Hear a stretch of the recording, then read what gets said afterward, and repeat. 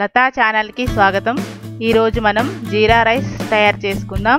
దీనికి కావాల్సిన పదార్థాలు: బాస్మతి రైస్ 1/2 kg కడిగి పక్కకు పెట్టుకోవాలి, జీలకర్ర 1/2 కప్పు,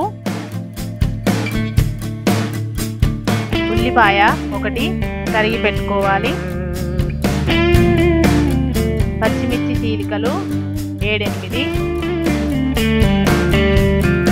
నూనె 2 స్పూన్లు, పుదీనా తరుగు సగం కప్పు, కొత్తిమీర తరుగు సగం కప్పు, బిర్యానీ ఆకులు 2, గరం మసాలా 1/2 స్పూన్, ఉప్పు రుచికి తగినంత, ఆరెంజ్ ఫుడ్ కలర్ చిటికెడు.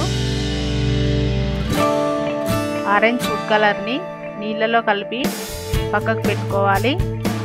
ఇప్పుడు ముందుగా స్టవ్ వెలిగించి ఒక గిన్నె పెట్టుకోవాలి. ఈ గిన్నెలో 2 స్పూన్ల ఆయిల్ వేసుకోవాలి. ఆ తర్వాత 1 స్పూన్ నెయ్యి కూడా వేసుకోవాలి.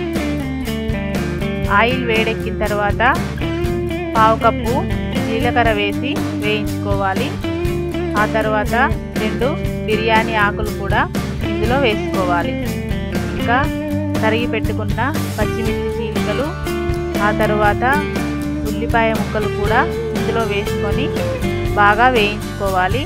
వేగిన తర్వాత ఇప్పుడు 1 గ్లాస్ బియ్యానికి 2 గ్లాసుల వాటర్ పోసుకోవాలి. వాటర్ పోసుకున్న తర్వాత 1 స్పూన్ ఉప్పు వేసుకోవాలి.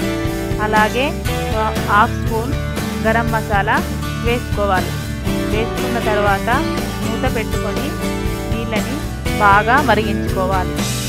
నీళ్ళు బాగా మరిగిన తర్వాత మూత తీసుకొని అరగంట ముందు కడిగి పెట్టుకున్న బాస్మతి రైస్ని ఇందులో వేసుకోవాలి.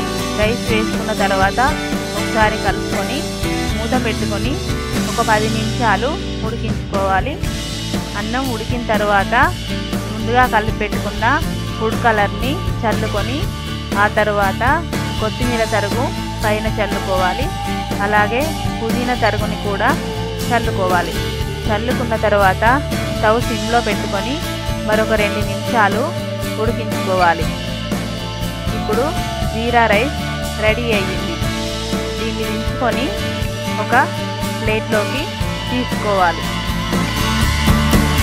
అంతే, జీరా రైస్ రెడీ. ఇది ఇంతకు ముందు మనం తయారు చేసుకున్న క్యాప్సికమ్ పన్నీర్ ఫ్రై ఇందులో చాలా బాగుంటుంది. మరిన్ని వెరైటీస్ కోసం లతా ఛానల్కి సబ్స్క్రైబ్ కాగలరు. Thank you.